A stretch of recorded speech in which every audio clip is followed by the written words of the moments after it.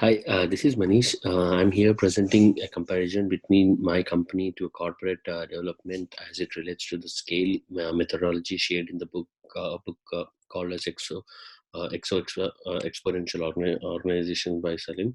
So, my company, I'm giving a comparison between my company and the scale points, the different types of methodologies. Uh, yeah, given in the text. So first thing I'll addressing all the five components in the order.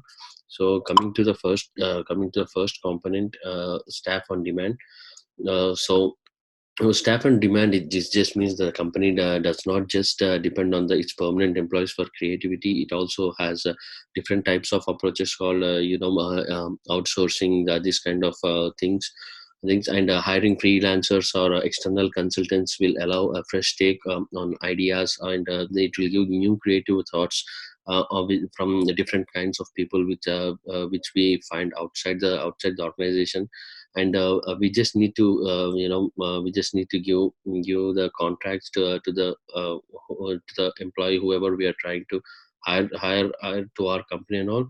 But comparing with my organization, unfortunately my firm doesn't perform an exo in this situation. It generally depends on its permanent staff for coming up with ideas and developing new products. There is a reason for that. My company is a financial based company, and it has a lot of security, and our company doesn't mostly believe on outsiders, because again we have to go through a big process of a background check. And also we just use most of the time we use our permanent staff to get onto the ideas. And we have a separate department called as R&D, where we research and develop new ideas, and we test it before implementing. And we the subscription to TopTal and similar talented sites, they generally they help the firm to get up to date skills for its staff at all the times. So as a permanent employee of my organization, I generally was very much involved in a couple of newly developing ideas in my field of in my field of work, which is infrastructure development and all. Coming to the next component, it is a community and crowd. So there is a reason that online community generally exists. It generally reduces the cost of developing new ideas. It increases creativity, and it allows the rapid idealization. Generally, the online communities, when we interact with different kinds of people, it will increase our creativity, and it will help us gain extra knowledge which we miss which we miss sometimes. And that can be really helpful. Generally, the exo taps into the online community, and what results is a smooth sailing of as far as the ideation is concerned. And my company is actually doing that at this moment, doing that, developing the online community at this moment. So we are developing a website where we combine different kinds of same knowledge people. Like I'm an infra guy, so our community have a separate our online community has a separate tab called as infrastructure. And when we have a question, when we have an idea, we can post in there, and we'll get a lot of feedback on that. And it will be very useful for us, and also to other guys who are a part of that community. Generally, it always allows for the developers to collaborate with other developers. So it always helps other developers on the internet, and the result has been solutions that would not have existed in the firm. Simply depends on internal processes. When we post an idea, we can grab those ideas, and we can develop internally. And if you have any questions, without putting out more about our company, we can ask about the ideas, and that online community helps us grow. And Coming to the next component, which is algorithm of the scale. No exponential organization would become successful with it without a good algorithm. Because while I was reading the book, I was getting that idea, like, I was just comparing with the bigger organization, like without algorithm, no company has, as till now, I saw at least a small type of algorithm involved in a company's development and its success. So whether these algorithms are based on machine learning, data analytics, or any other process, it doesn't matter. But algorithm should be present to for a corporation, for an company to become successful.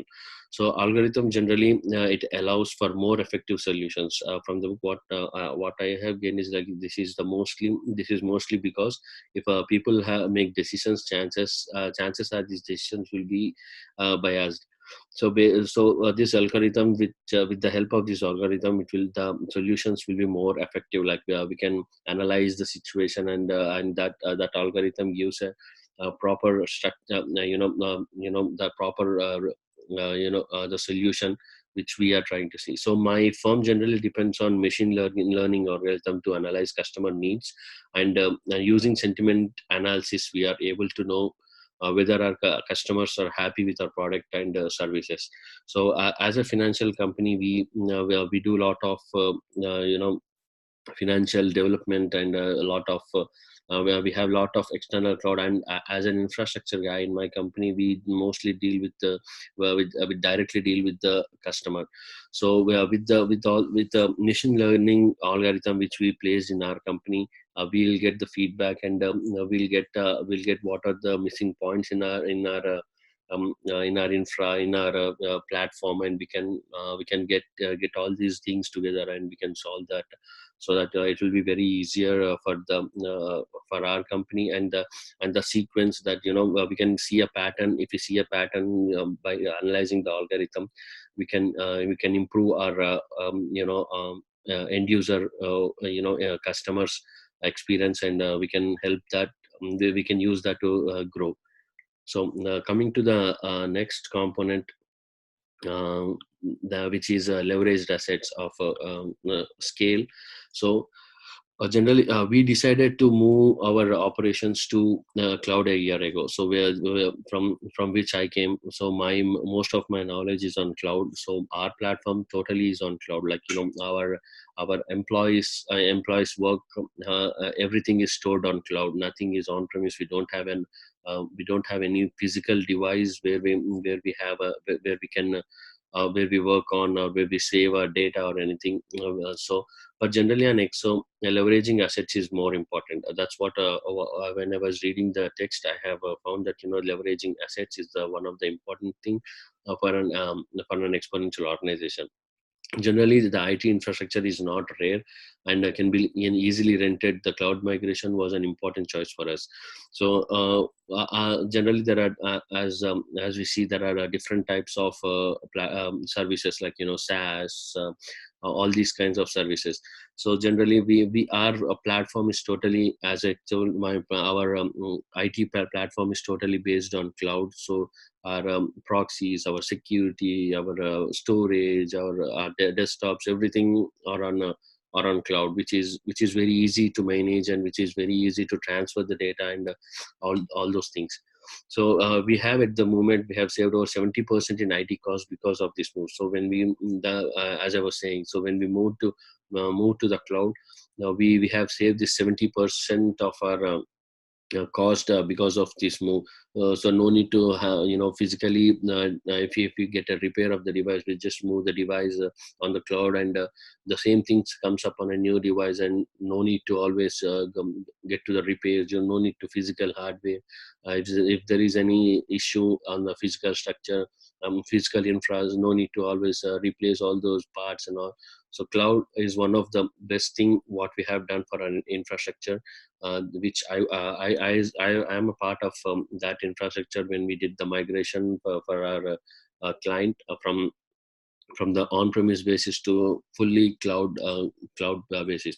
So this money being saved can be invested in more in important areas, such as getting highly talented staff to become part of our organization. Yes, and the 70% cost we have used in developing our other sides of the business, which is like the which we generally do, like hedge funding and investing in getting new talents and all those things. So leverage asset is one of the important one of the important component of the exo.